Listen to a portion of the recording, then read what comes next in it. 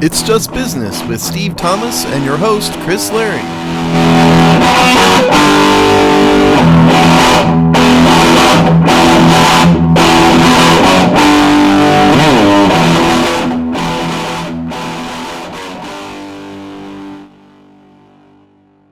Hello and welcome to another episode of It's Just Business on the Hogsty Network, the show where we talk about the dollars and the cents of the sports media business industrial complex.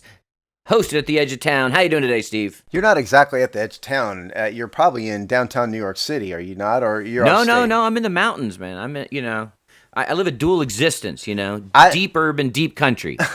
See, I'm more at the edge of town than you because I'm a kind of a permanent suburbs type of guy. So I guess one of us is at the edge of town. Yes. How is New York today, Chris? It's hot. We're experiencing this global heat wave. So, even up here in the normally cool Catskills, I think we're even up here in the mountains, it's going to kiss 100 degrees. Is it really? So Yeah. by New York standards, that's pretty damn hot. It's not even 100 degrees down here in Texas. But today's an important path, yeah. Today's an important day though. Why? It's Sebastian Bach Day. Oh, today. Oh, so we got the preview a couple weeks ago. Yeah. Tonight's the night. Yeah, he's appearing at a bar in the suburbs, by God. How far the mighty have fallen. My fervent wish is that he performs at least one song halfway seated on a stool. Why on a stool? Why? Is I don't that know. That's how I picture a middle-aged Sebastian Bach needing to, kind of take a half breather on a couple slower songs. Don't you think like I Remember You might be a good one to be on a stool? Exactly. Yeah. Get out the stool. Yeah, a little slight lean. You can still look cool when you kind of, have a third leg. I don't think Sebastian Bach is crazy. I don't think he's ever met a stool in his entire life, though. It's a problem. Well, check back in a couple weeks for the Sebastian Bach stool report. That sounds gross, so Chris. I have to make it clear we're talking about a chair here. No, but the funny part is that Skid Row just lost their singer. They're on like their 800th singer at this point. And they're carrying on? Yes, they keep carrying on with a bunch of no-names. But what they did was they had like 4 shows booked. So they got Lizzie Hale to fill in somehow. A Lizzie Hale of Hailstorm, if you know who that band is. I do. I know you probably. I know you do, but and of course she's way more popular than Skid Row ever was. I watched a couple YouTube videos on it, and she's pretty darn good. She's probably better than 65-year-old Sebastian Bach or however old he is at this point. We'll find out. I'm rooting for Sebastian.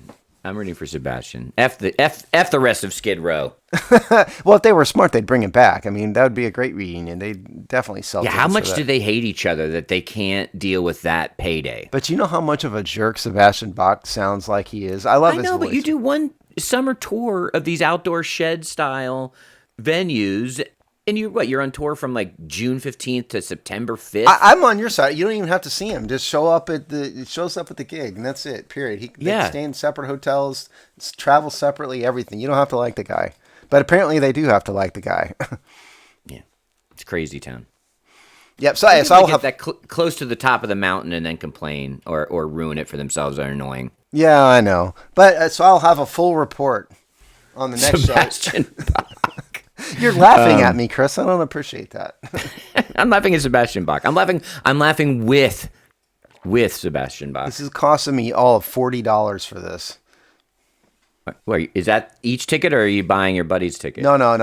It cost me $40, and that's it. So, but think about this. So, this is in some bar, right? And so you're going to have, 300 or 400 people at most there, maybe something like that. Yeah, that sounds fair. At $40, a ticket. And so then that is, $16,000? Isn't that what that is, comes out to? And so then you got to pay the crew, pay the band, travel costs. Plus the club's getting a cut. So what is he going to make, a couple grand off this show? Something like that? He'd be lucky if he pockets like 6, 7, Maybe. And of course there's going to be a VIP thing. I'm not doing that. But I mean, so he's going to sell a few of those. But, right. It's people think they're rolling in money. They're going to sell merchandise and stuff, some of it. But so if he's making more than a few $1,000s total on this, I'd be shocked. So I think people might be surprised to know some of these singers don't actually make as much money as people think they do. And there's no record sales anymore. So You don't get the hair metal package tours like you think you would have. Yeah. Like, because that would have, even over like the last 15 to 20 years, you don't see that, you don't see Monsters of Rock Mach 2, Well, they like did have a big one, just last year. Did they? Well, it was Motley Crue, Def Leppard, and Poison, and Joan Jett. I didn't go to that because Was it a tour or was it a one-off? No, it was a long tour, nationwide tour. I stand corrected. Yeah, I mean, I didn't go because I've seen Motley Crue a million times, and they play off tracks and tapes and stuff now. Anyway, but that was a big hit. They played like baseball stadiums, not football. They played baseball stadiums in that. Yeah, but those are also two of the biggest bands of the era. I mean, I saw I saw Warrant with 3 other bands in like a 4,000 seat theater. 6 months ago. That was like 3/4 full. I think I said this in the last show, but I was just recently in Albuquerque, and it did have 2, I believe, legit like downtown metal, like hard rock clubs, which I was like, you don't see that in a mid-sized city that often. Did it bring you back to your punk roots and want you to get back up there? No. Yes and no. That's more no than yes, it sounds like. It was funny. The first practice, I am reuniting for one final gig, and the first practice was like, this is amazing. Why haven't we been doing this for the last 15 years? The second one was like, this is actually coming back pretty good. The third one was like, why are we doing this? We sound horrible. We're going to embarrass ourselves. I have better things to do with my time, and it's almost time for bed, I think that's probably a lot of. I mean, the thing with like the Sebastian Bachs of the world is they need to eat. Like, you have a job. You don't right, need yeah, that. yes, yeah, right. This is their job. Yeah, exactly. If he wants dinner, he's got to go play at the bar in the Houston suburbs, He probably even does like appearances at like Comic-Cons and stuff, or probably kind of like cultural ephemera conferences. Or didn't you say he was on a show? Yeah, Gilmore Girls, yeah. So, I mean, who knew that? I mean, you did, I guess, but yeah. But I mean, I'm telling you that's a huge fan base. So there's people out there that know Sebastian Bach only because of that. But so you have a daughter, and so that kind of plays into that, I would assume, right? So yes, although I had seen the entire run of the Gilmore Girls before I had a daughter. I gotta fault you for that. That erases that. I gotta fault you for that. You're a Gilmore Girls fan. It's good writing. All right, so we're vamping here because we're in sort of the kind of summer where everything kind of slows down. Even Major League Baseball here is a kind of midsummer break heading into the All-Star break. So there aren't like as much of the large stories.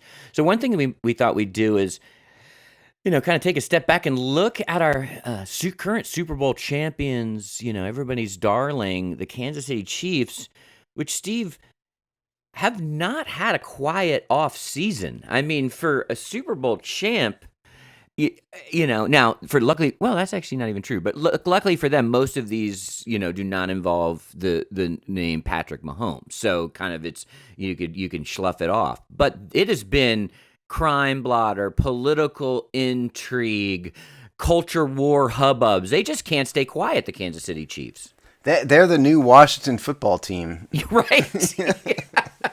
A void was filled. Exactly. Thank God. Okay, so the review of the crime blotter part, if you go backwards, Rashee Rice, who's their wide receiver, got in an accident racing on a car in, I think, Dallas, and then got filmed literally just walking down the freeway and abandoning the accident, and ended up getting charged, appropriately so. Then Harrison Butker didn't get charged with the crime, but made a very controversial speech. I think you and I probably disagreed, on whether you should have done that or not. Then Isaiah Buggs got arrested twice. The second time, the most recent time was the more important one. It was a domestic violence charge and like burglary charge. The first one, it's escaping what the heck the first one was for. It was something about animal cruelty, I think. Yeah, that was it. It was that was it. It was animal cruelty, and so they've had this string of controversy with players. Like and 2 players got popped for weed. Debatable. I missed that one completely. Yep. I mean, just to sort of like throw a couple like kindling on the fire. Yeah, I mean, and I think there's very few jurisdictions in which, simple marijuana possession charge is going to be anything more than a misdemeanor, probably. But the point is, it happened, and you can disagree or agree with it. Doesn't matter. The point is, it happened. And so all of those things, and that would be enough drama for most teams. Again, that's like a Washington level, kind of drama. And by the way, the Isaiah Buggs thing is ugly. Okay, and so it's a domestic violence part because it has to do with the mother of his child, and here it is. Okay, so this comes from KMBC News 9, NBC News 9, which is a local Kansas City station. Documents detail domestic violence charge filed against Kansas City Chiefs tackle Isaiah Buggs. This is last updated June 18th. And it's Connor Hills is the author of it. And so this one, Buggs broke into the home of his child and with a tire iron, and then went upstairs to confront her. Apparently, there's video footage. I assume on a camera or something. He apparently dragged her down the stairs, injured her slightly that way, and then after she called the police, he took off, and then they found him in the parking lot of a Little Caesars pizza place. Pizza. Yeah, I mean, go have pizza after you've abused the mother of your child, by all means. And so those are going to be felony charges. I could not easily find them quickly. This happened in Alabama, but those are going to be felonies, both of them. So and the last one was a pair of misdemeanors. He locked 2 dogs on his property somehow. And I think what happened is he moved out of a property and just left these 2 dogs like on the porch or somewhere. And then the neighbors found him and called the police, and they charged him with animal cruelty. So that's Isaiah Buggs. There's not much to say. It's athletes behaving horribly in his case. So they're dealing with all of that. But then we get drama with the stadium. So would you like to describe the drama with the stadium, Chris?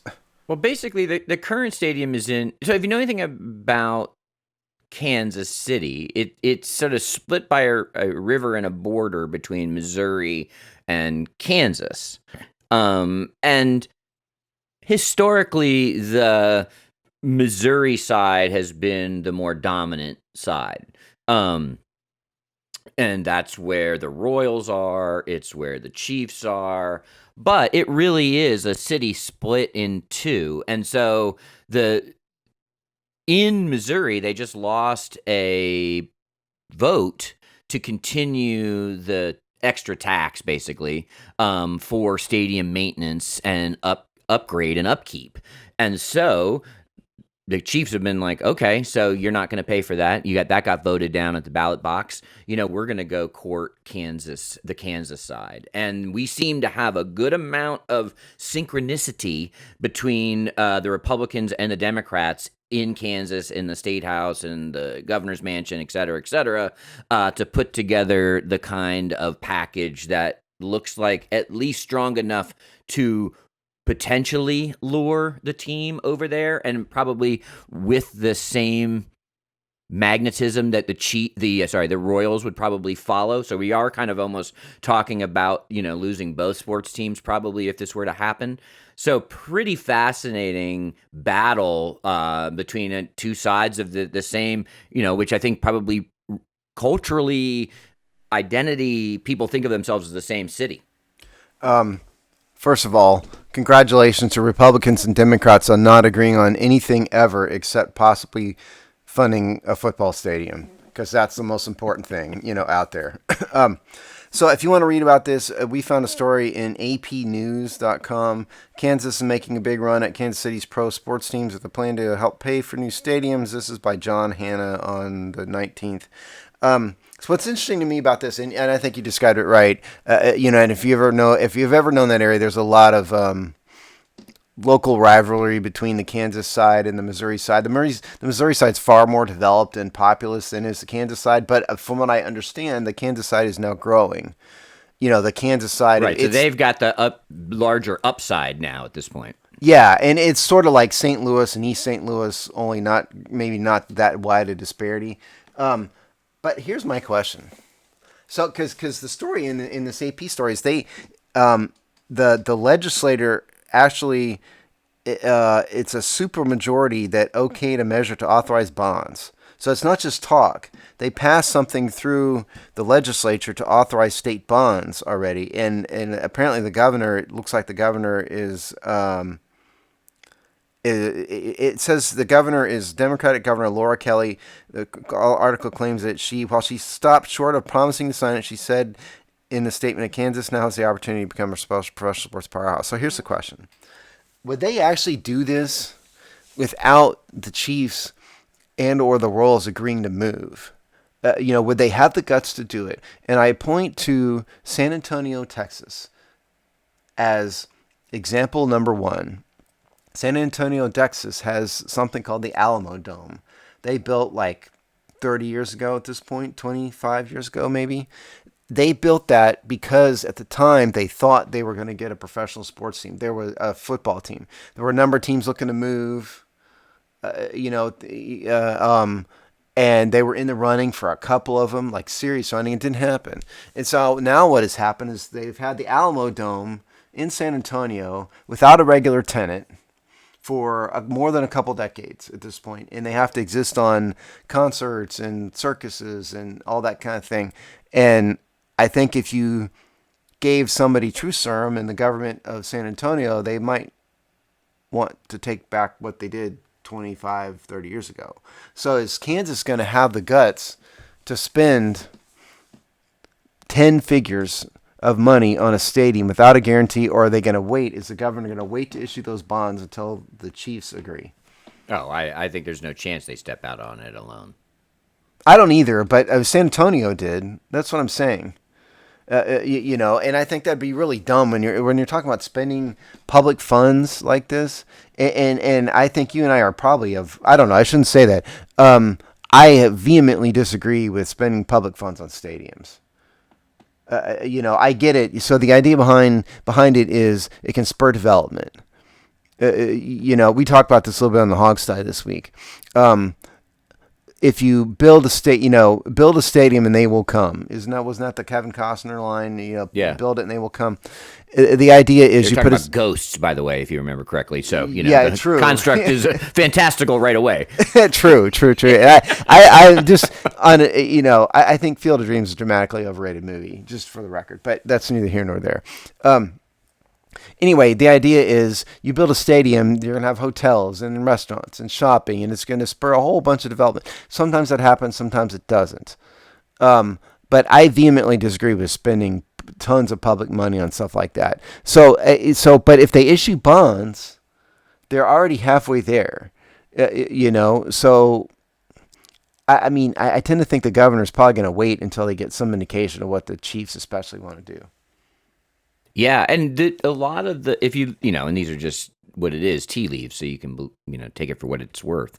But the saber rattling from the Chiefs seems pretty positive. I think here's where I think they're prepared to jump. Like I don't, of course it could be a bluff, or they could still be prepared and serious about doing it and then still stay in Missouri because of whatever package. That could still happen. Minds can change. But I think they're willing to move. And I think that's why they're in the power position here, because I think they would happily move across the border. Oh, I don't think they care what side of Kansas City they're on at all. I don't think that matters a single bit to them.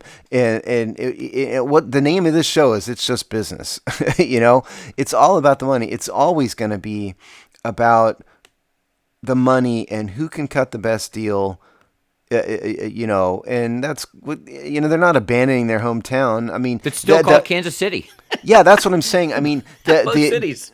The narrative that a team can, will move and all of that and hunt for a new stadium, is negated here because they're not moving anywhere. They're moving like 10 miles. Yeah.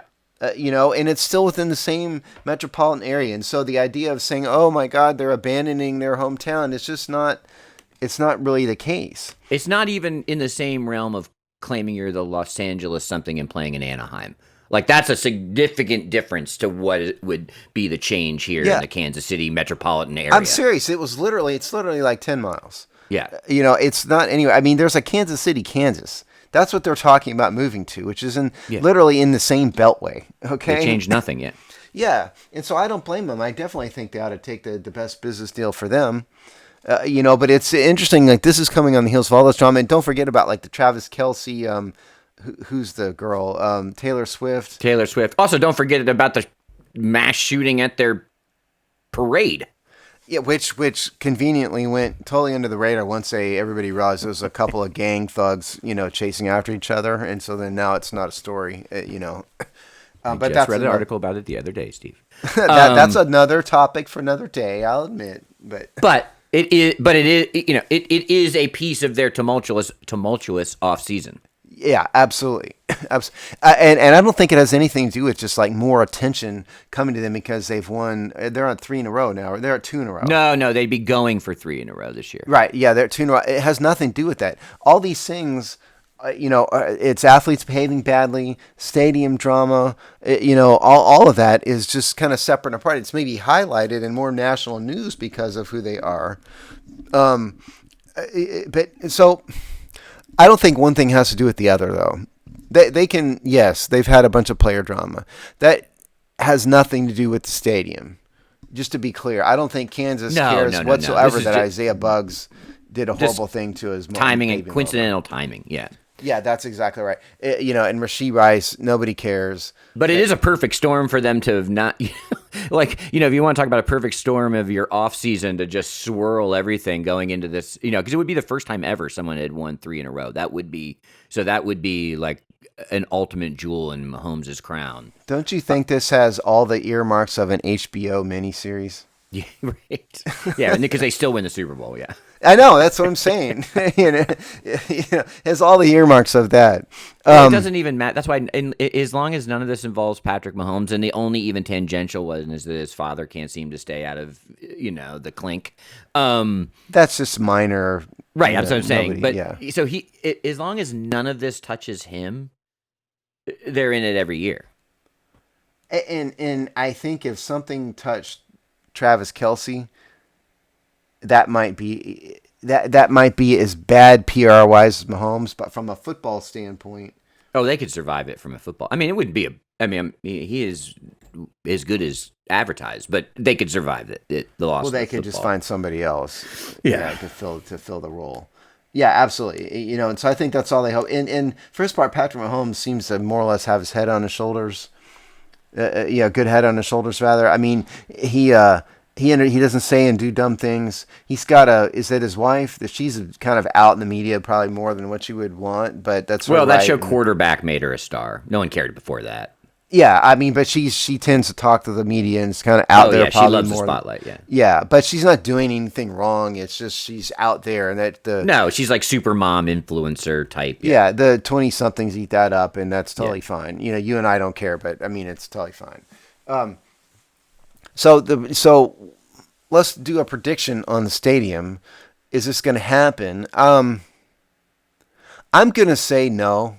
I'm going to say that Missouri will step up and ultimately provide a better deal because I think because the rivalry goes back to the Civil War. For those of you who don't know the history of this, the rivalry between the area goes all the way back to the Civil War. Google the Missouri Compromise, kids. Yes, exactly right. That is what I was about to say, the Missouri Compromise.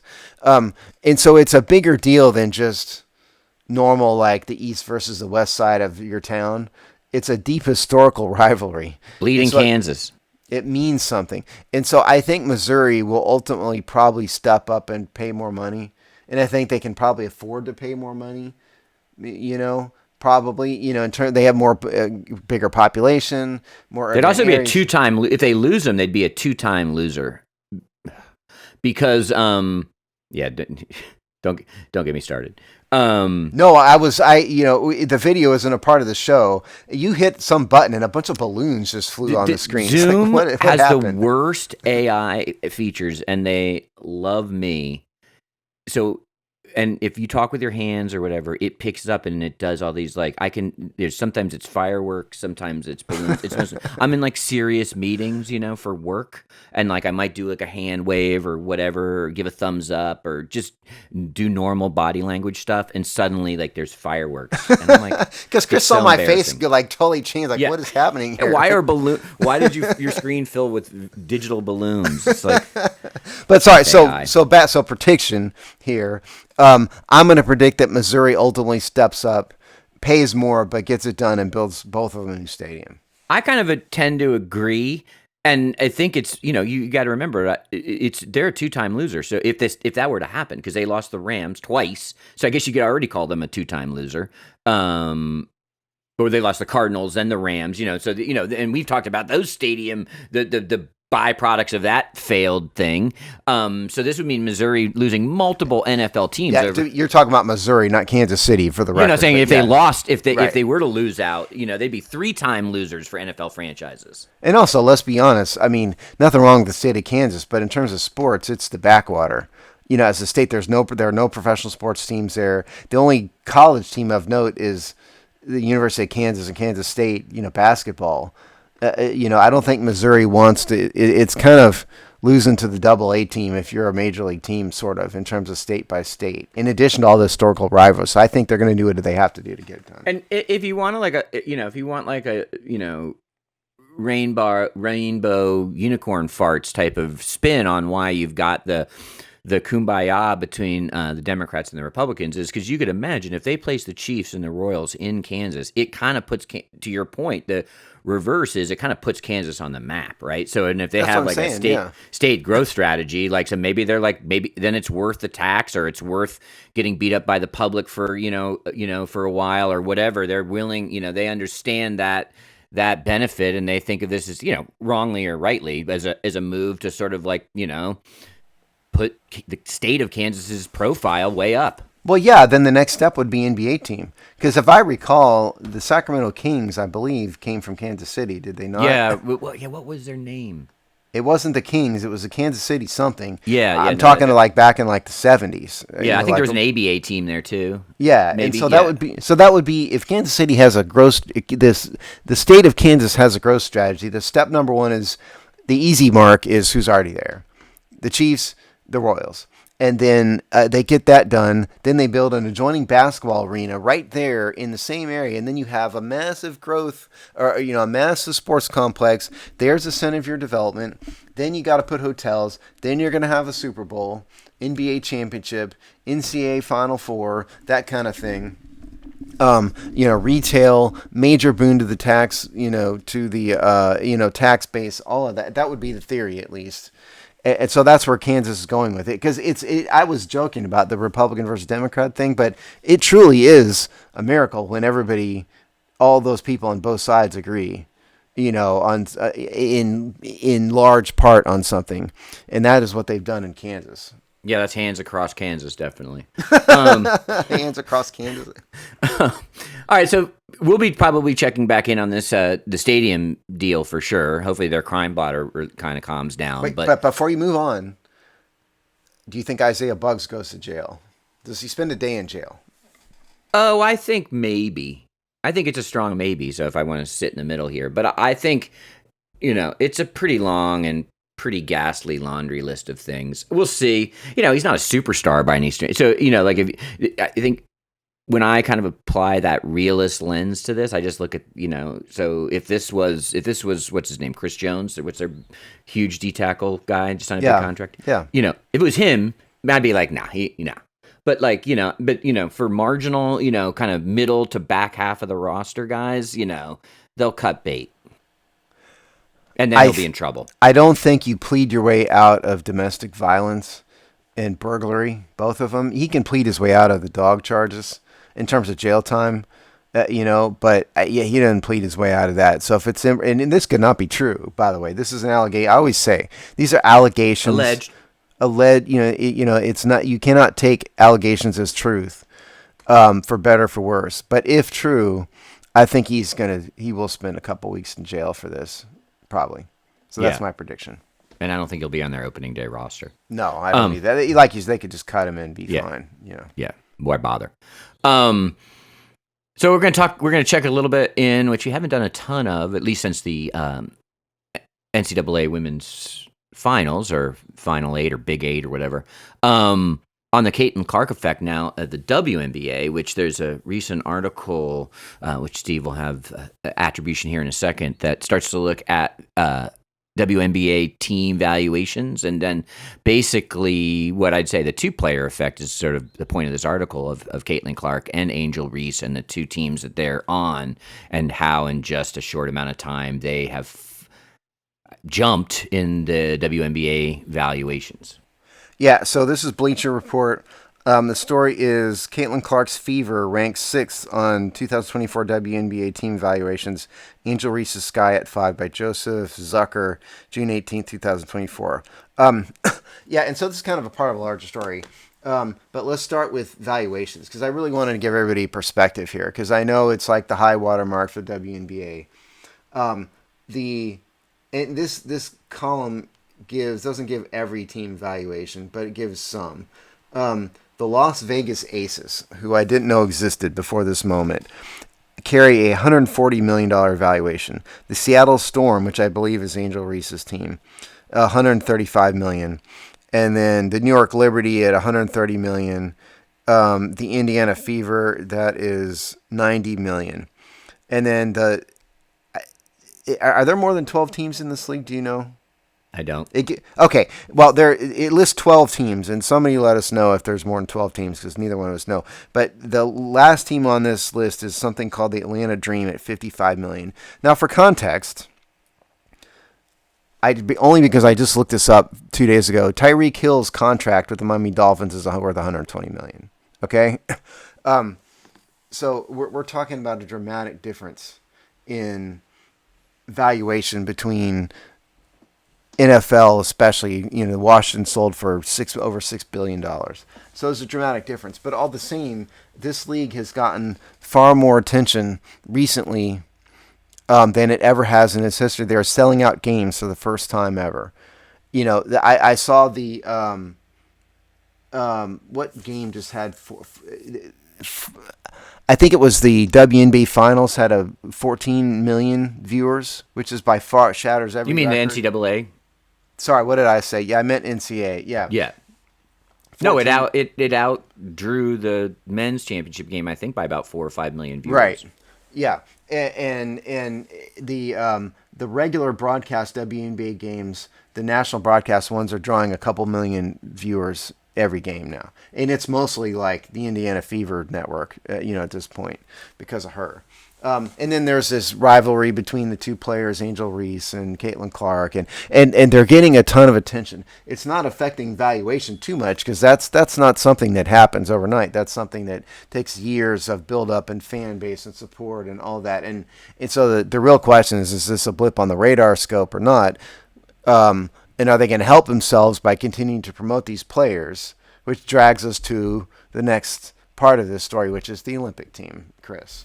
Yeah, so I remember kind of during the NCAA championship time, so March or, really is early April at that point, I was like, NBC must be licking its lips to get Caitlin Clark on the Olympic team, right? Like, I mean, she instantly becomes probably a top 3 athlete they'd be pushing, probably, swimmer, gymnastics, and Caitlin Clark, So to see her not be put on the basketball team, I think was way more of a business story than a sports story. I think from a basketball perspective, you could make, of course she shouldn't be on the team. You know what I mean? Like, so, but every other part of what's happening in women's basketball, and heads must have exploded in boardrooms at NBC or a Peacock NBC, whatever, because they must have just been like, you're killing us, and NBC does,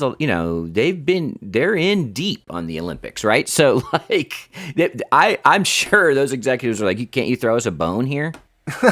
Yeah, you're killing us, Smalls. You're killing us, Smalls. Yeah. No, I mean, but from a basketball standpoint, I've not watched one moment of women's basketball. Okay, I can't judge any of these players, but she was the number 1 draft pick. I mean, I think you make a decent argument that the number one overall draft pick would deserve to be on the Olympic team. There's the men's team has college players every year on it. I think that's I think there's some mandate about that they have to have one slot. But okay, fair enough. But is it that far out of whack to say the number one overall pick, who, by the way, is doing well, at least deserves the 12th spot on the team? I think you can make a basketball case for her being on the team as well. Yeah, but the real question is, do they pay more attention to the business aspect of it or the basketball aspect? There's clearly, like you said, the execs at Universal are like ready to hang themselves because it's going to go from everybody watching it to nobody watching. Nobody's going to watch women's basketball without her on the team.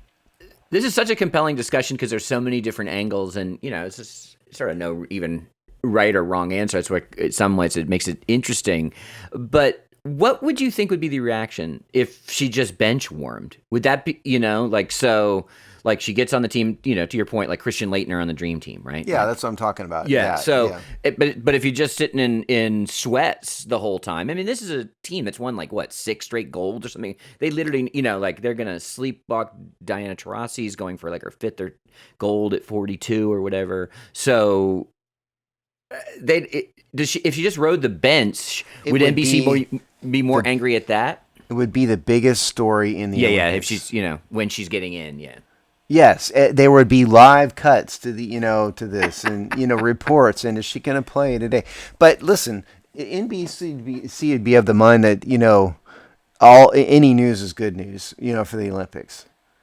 Also, yes. By the way, it's in Paris, so we're also talking about another time difference of 7 hours, 6 hours, from the East Coast. I think it's 6 from the East Coast, which would be 8 from the West Coast. And so, 9, sorry. And so then, a primetime game in Europe is going to be, early afternoon or so in America, so they have to drum up interest. So I think Universal would take it, no matter how they got her there. Universal would take it. That's my point. And so the big question again is, what is more important? Is the sports aspect of it alone more important? When the basketball people say she's not one of the best 12 people, who are we, you and I, to question that? I don't know. I don't know who any of them are, and I wouldn't know anyway. Or do they pay more attention to the business part? It's because it's not just making money for NBC. It would be, how do we attract and build a permanent, bigger audience for the sport of women's basketball? Trot her out front and center every time is one major way. There's literally no counter argument that it would be the best thing for the holistic view of women's basketball. So the data is in, so to speak, whether it's ticket sales, whether it's jersey sales, whether it's TV ratings, whether it's, all metrics, right? Like that's a pretty standard, it's a kind of, it's not up for debate.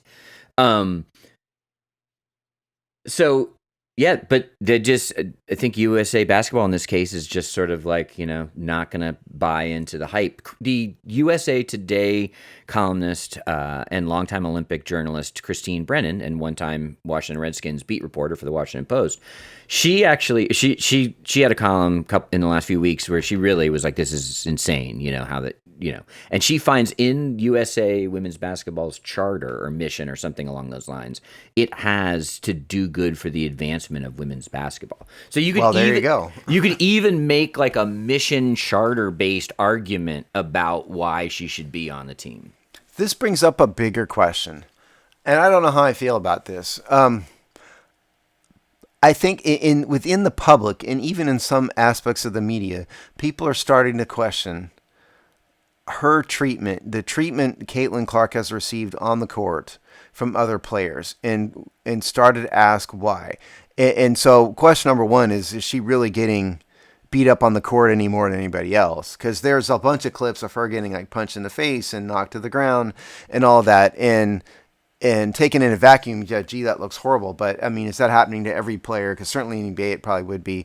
And if it is happening to her, why? And so the narrative, coming from my side of the political aisle almost exclusively, okay, the narrative is that she's Caucasian, she's attractive, and the league is the opposite of that. And so therefore everybody's jealous. I'm not saying I'm advocating for that. I'm just throwing that out there as that is another narrative in the public consciousness about it. And so the people who believe that narrative, I don't know how I feel about it. The people who subscribe to that narrative see that as another reason why she's left off the Olympic team. I think it's undeniable that there is a racial. There are racial components to this story. I think actually the fact that there are sort of multifaceted racial aspects of the story is one of the drivers of the public interest nature of this story.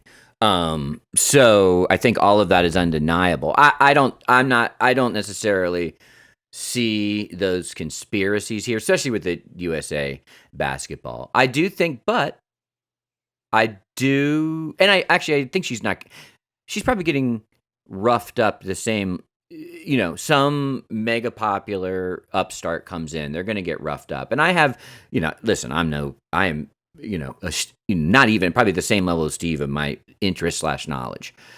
However, I have, this story, as this story gains steam, you hear different opinions, and time again, retired players and longtime league commenters say this is the culture of the sport. Like you said, this would be happening. This would be happening in the NBA. Someone that gets a ton of press is going to get to catch the extra elbow and stuff. I mean, that's just kind of part of the nature of these sports, especially sports that have a physical component. So I don't think she's getting targeted. I don't think it's some grand conspiracy, but I totally see where that dynamic, these questions, almost sometimes the semi-salacious nature of the conversation that way is a driver of the narrative. So, to be blunt and clear, the specific allegation is that the league is primarily African American, in many cases lesbian or bisexual, and then she walks in as a straight, white, attractive female, and then there's jealousy. Again, I'm not saying I sign off on it. I don't know what I think about it, but that is the specific allegation here from some. So I tend to, like you, I tend to think that the physical stuff she's taken on the court is probably just par for the course. And you can chop edit a lot of stuff and take a lot of things out of context. I would venture a guess that a lot of rookies, get knocked to the ground in professional basketball. Especially spotlight hoggers. Yeah, exactly right. Yeah. And so I tend to not believe that part of it. Whether or not there is some additional malice or jealousy of the players because she does not fit the conventional characteristics of the other players may be a thing. Don't know. I certainly, like you, think that had absolutely nothing to do with USA basketball's decision or to not put her on the Olympic team. But I do think they need to be smart. Like you say, if it's in the charter, I mean, congratulations to Christine Brennan for finding that, because I think if you want to grow the sport, stick her on the bench. And by the way, she is a good player, even if she's the 15th ranked player or whatever, having her sitting there at all, first of all, you're not going to lose a ton from the 12th player on the bench, and you're going to gain a ton of publicity. So now if she's not there, NBC's not going to spotlight these games in their Olympic coverage, because nobody's going to watch them. It's actually an interesting. So you kind of go back to like, where is the trajectory here for the league, and kind of thusly the sport to some degree.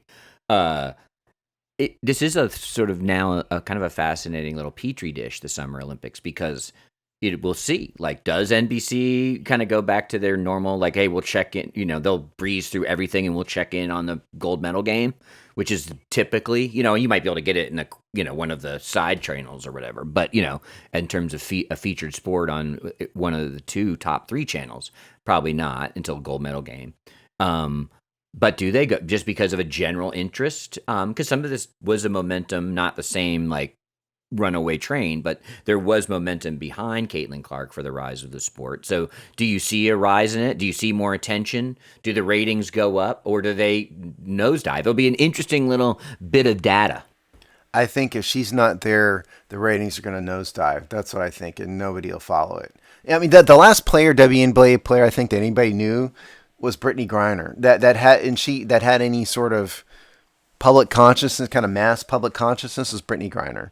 And it was because she was so incredibly talented. She was really, really tall by women's basketball standards. She's going to transform the league. And then slowly everybody forgot about her until she got arrested in Moscow for weed, and then she's back in the news. So I tend to think that will probably happen with Caitlin Clark too. It may be her 15 minutes of fame and the league's 15 minutes of fame. I don't know if it's going to translate into mass, popularity, sustained long-term popularity. I don't. But no one does. And that's kind of interesting about looking at valuations, which we can't really assess the bump within these. So 3-5 year arcs, you can start to, then you'll have enough data to start to look at what happened. And of course, it's not going to sustain this level is an unrealistic expectation. Yeah. Oh, it is. Yeah. Of course it is. For anything. But so the interesting part for the sport and for the business of the sport is what's the new normal? Is the new normal the old normal? Is the new normal, what gradient is it between the status quo, let's say the league is it tipped off 2 years ago, let's call it, and where those things are, and you can start to track things even in valuations, and you have a whole pound of evidence. But we're going to need, what the new normal is going to take some time to shake out. Yes, because like any rise at all is tremendously beneficial for the league. Because the truth is they've lost money every single year of their existence. If they recede by half, it's a win. Yes. The only reason this league has remained in existence is because the NBA has chosen to keep it in existence. The NBA subsidizes all of this.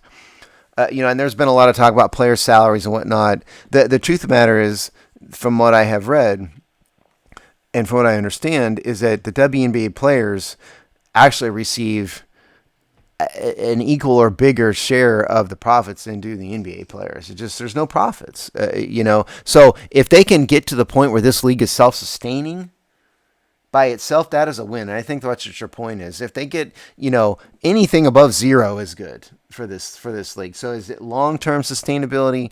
Are people going to care about Caitlin Clark 3 years from now, or other players, or Angel Reese? Because like Angel Reese has told the media, I want everybody to know that it's not just her, it's me too. And to be honest, it sounds like petty jealousy. Also, and why everyone plays it up, because it's their version of bird magic. That's exactly what it is. Even the racial con, one's white, one's black. I mean, it's same. Yeah. Although I would argue their personalities are reversed in that case. Well, yeah, that is exactly right. Because Larry Bird was the sullen grouch, and Magic was this very charismatic, and so and Angel Reese is not charismatic at all. She's an attractive girl, but she's not charismatic anyway. Whereas Caitlin she's Clark surly like Larry Bird. Yeah. Yeah, and Caitlin Clark has been on Saturday Night Live and telling jokes and stuff. So yeah, it is reversed. So I guess it's prediction time, really. It's like, is this surge in popularity going to mean a long-term sustained success for the WNBA? I'm going to say that I think their popularity will rise slightly as a result of this on a permanent basis, but it will not result in the kind of success that the players want, meaning, unimaginable wealth and all of that. I think it will see a kind of a permanent rise, but a small rise, not a big one. That's my prediction. I think a couple things. One, I think you're going to need some of these other players like Angel Reese, like the woman that just finished her freshman year, I think at UCLA. I can't remember her name, but there is another one who's supposedly really good. They're going to also need to hit. They don't need to be cultural phenoms, right? Like they don't need, and like in some ways, Clark is a bit of a. I know it's a radically. Caitlin Clark's stats were like the best in basketball. She broke what's his name's Naismith's record. Was it Naismith? Yeah, for points, was it? Yeah, I mean she's maybe the greatest women's basketball player statistically ever. But sorry, I didn't mean to interrupt. So we'll see where that goes, but I think other stars need to pop, right? Like, so because for sustainability, for kind of continued upward growth, you can't rest that on one's shoulders. And she is a bit of a Tiger Woods type of phenomenon, which at core, and both of those, is their difference to the norm, right? Like, just another good player isn't necessarily transformative, right? That's the same with Tiger Woods. Now, is it the golf? I think the golf post Tiger Woods golf model is their hope, because of course when Tiger was involved, did it spike up and down 100%? Right, that's undeniable. But other stars were created, and golf got to a new place and was able to sustain a new place in the public consciousness and money because of Tiger. Yes, golf started at a higher spot than the WNBA. Oh yeah, sure. Tiger. But you can talk about how one thing transformed that switch up. But other golfers came behind. They'll need other stars to come behind. That, to me, is the mega success. I'd say a real metric for success, and so to go back to the Brittany Grenier story, is that if these players, if the starters, right, like if the 8 to 12 starters on each of the 12, which I did look up, it is 12 teams, don't have to go play in other countries during off season. Because if you remember, that's why she's in Moscow, because she's playing in European leagues. If those players can just make a comfortable living, the way they define it, by not only playing on the WNBA team in 3 to 5 years, that to me will be a sign of sustainable growth. I mean, the reason why I tend to doubt it is I keep thinking about soccer in the United States. They've had a bunch of stars come to the United States. David Beckham. But they've started to get a toehold in some markets, though. Nothing compared to other leagues, though. No, but they don't have to. But they don't have to compare themselves to other league. It's about what It's my point is, it's profit not, and loss for their specific business. Granted, but it still has not caught on in the United States, even in nearly as much as NHL has. Despite having major international stars in the United States playing for United States-based teams. And yes, it's grown a little bit. I guess I'm comparing it to soccer. That's what I'm saying. I mean, soccer's never going to be the number 3 sport in the United States, ever. I don't know. But if you were to look, I think if they actually got soccer's traction, that would be a You know how many decades win. it took to get soccer's traction, though? You know how many U.S. soccer leagues there have Yeah, been? but there was never a homegrown talent that pulled that along. David Beckham I'm talking was about a USA. Hollywood guy, though. Yeah, I know. He's British, but, I mean, he's also kind of a Hollywood-connected guy. Yeah, sure. That all married to came Hollywood after he was a actress. soccer superstar. You can't name one household Mia Hamm, in fact, but probably be your closest one for a homegrown. Isn't she the one that got busted for DUI with a child in the car and all of that? No. Who was that? Don't speak to my fellow Lake Braddock Secondary School Bruin. There was Mia one Hamm. of the major. She's the one that's married to Nomar Garcia Parra, by the way. Okay, one of those major No, that was the female. goalie. That was Hope Solo. There you go, Hope Solo. Hope Solo had all kinds of. Mia legal Hamm was even troubles. 2 or 3 generations before Hope Solo. But you can't name it. You can't, especially in men's. You cannot name a homegrown American soccer player. Did you go to high school with Mia Hamm? I did. Ah, Although she was off to the junior, we would have graduated the same year, 1990, if you're counting numbers at home. But I think she was already off to the national junior team, so I think she probably was getting tutored or got some fast track senior year. did little Chris have a crush on Mia Hamm? No, I didn't. My one buddy, the guy I bought my PV Patriot from, he did write a love letter to Mia Hamm, He wrote a love letter to her? like a pop punky song. I love you, Mia Hamm, type of thing. Chris's But precious everybody knew she was a star, even though she, I don't think she was in Umbro soccer shorts, she was the type that would be dribbling a soccer ball to, between third and fourth, traveling between third and fourth period type of thing. Dressed in soccer clothes at all times. Yeah, that's just and everyone knew that, she's going to be a superstar. It was it was a foregone conclusion. Interesting.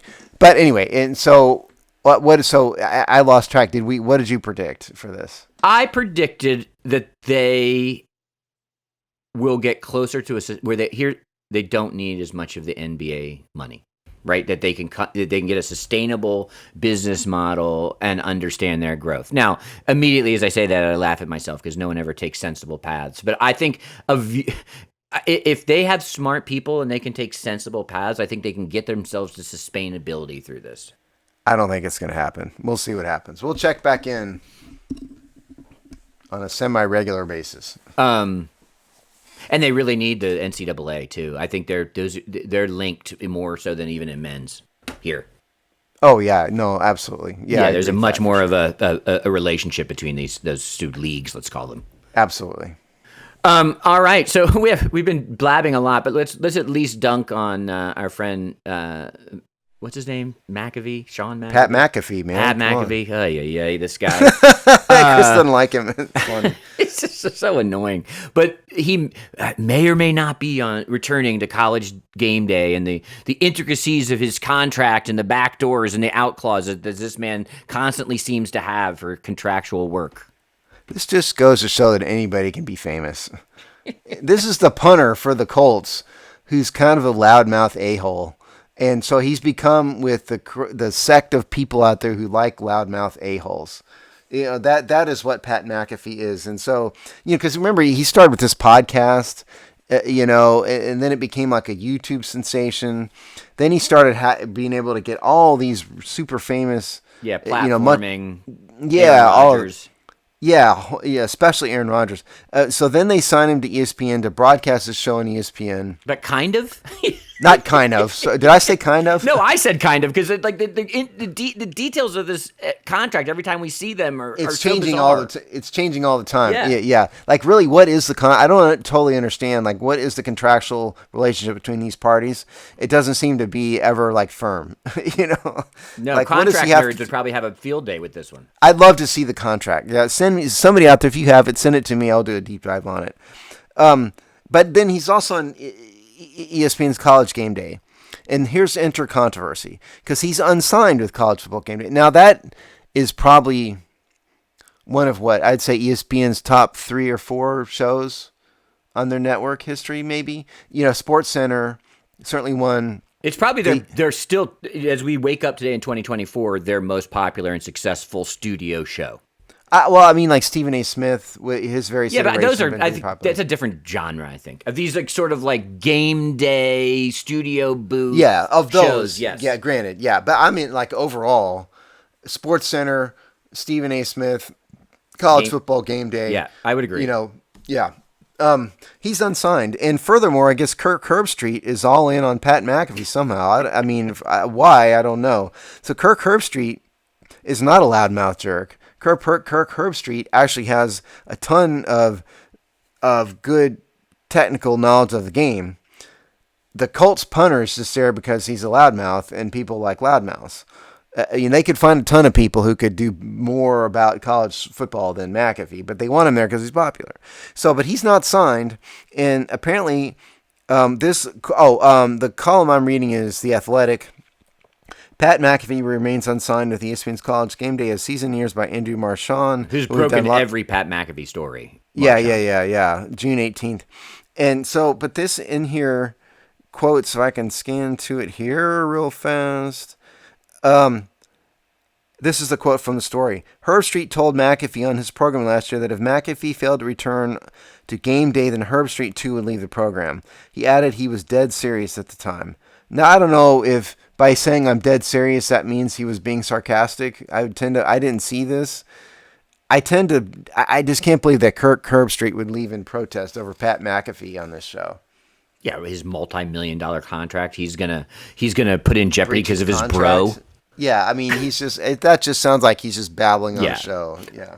Also, saber rattling. I also think a deal here is going to get done, So but that's what you get, right? Like that's what you're petting the cobra with Pat McAfee. I mean, he has not, which is, I actually find kind of admirable. So this actually isn't even a dig.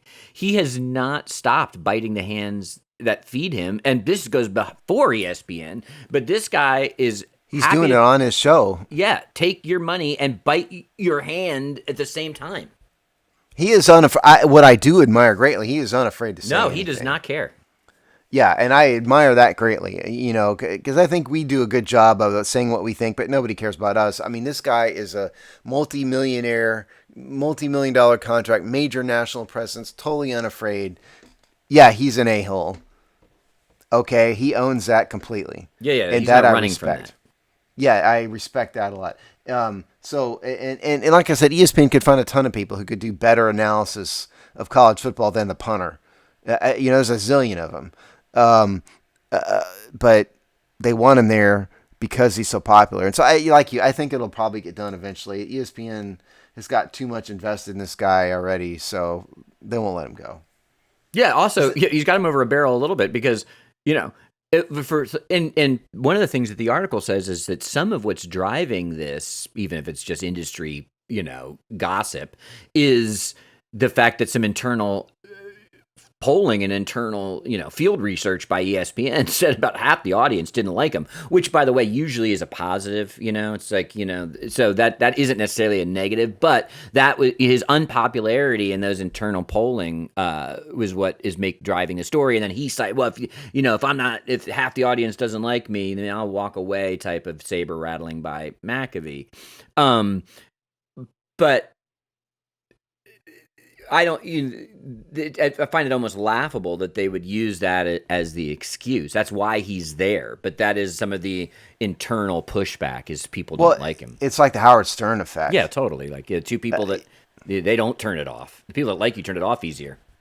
Yeah, I mean, people, tons of people used to say they hated Howard Stern, which were the same people that listened to him for the express purpose of being able to say they hate him. But yeah, so you can see ESPN kind of. But what ESPN doesn't want. Okay, so ESPN is viewed in the public eye as not inviting Pat McAfee back to College Game Day. They don't want. They're going to be paying him to talk about it on their airwaves for 3 hours a day, and he will talk about it. So, ultimately, I think they don't want to. They don't want to deal with that. Like that's worth the tax. And it does make for a good show. Look, because, like the best films, there was a great film show on ESPN. What was the name? It was on at 6 o'clock in the morning on a Sunday. The one with like Ron Jaworski on it and stuff? Yes. It was a very hardcore. The name of it is escaping right now. Somebody out there. Film breakdown or something. Yeah. Something like that, yeah. It was a real football nerd thing. But it never got. I mean, it had a small hardcore audience, people like me who love that kind of stuff. But they were not bombastic. It was none of that. It was very technical football. Look at this move on this. Look at the way the left guard leans. Yeah, there was a reason why it was on at 6 a.m. Whereas Stephen A. Smith, who's the ultimate loudmouth jerk, he can get up there and babble nonsensical about anything and get ratings. And that's kind of what McAfee is. He's outspoken. He's brash. He's not going to know a ton of stuff about left tackle play necessarily, but he can babble in an authentic way about it. And he can bring somebody on because he knows everybody who can talk about it. So that's his value to College Football Game Day. Isn't so much his technical knowledge. It's the show with him. It's the presentation. And so that's why, like Herb Street is the guy who really knows. And a couple of those other guys. Pat McAfee's there is to drive ratings. And so they'll bring him back. And that show, like we were saying, is a long-running, successful ESPN show.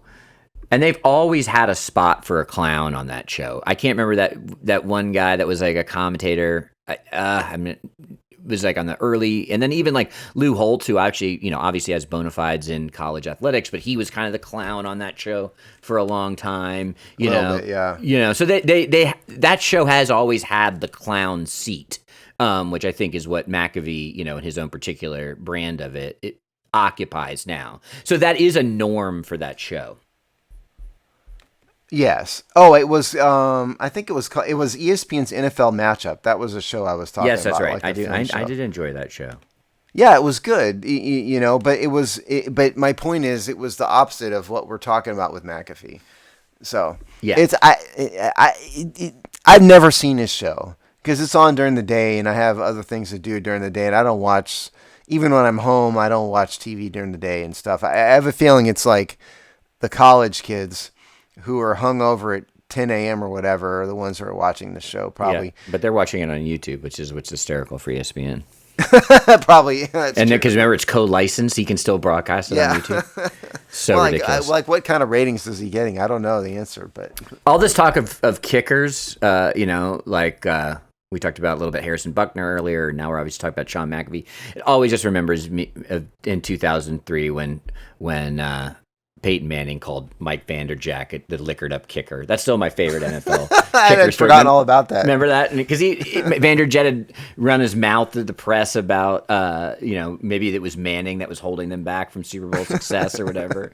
And they asked him about it at some event, like maybe even like the Pro Bowl or something that was pretty high visibility. And, I don't know why you're paying attention to what some liquored up kicker says. Some of my favorite Peyton Manning lines. He's had a lot of good ones, too. Yeah. All right. With that, we should probably bring it to the close. Yep. Hibernation mode at the Hogsty or full speed ahead? No, we're full speed ahead here. We have the show that's released every Thursday. We're still in the heart of our position group breakdowns and whatnot. We're getting ready for training camp. I'm trying to get us back into training camp. Credentials, still fighting with the team over that. I'll tell you off the air, Chris, the status of that. But that's released every Thursday, and we have all of our regular written content. All right, and we will see you in 2 weeks.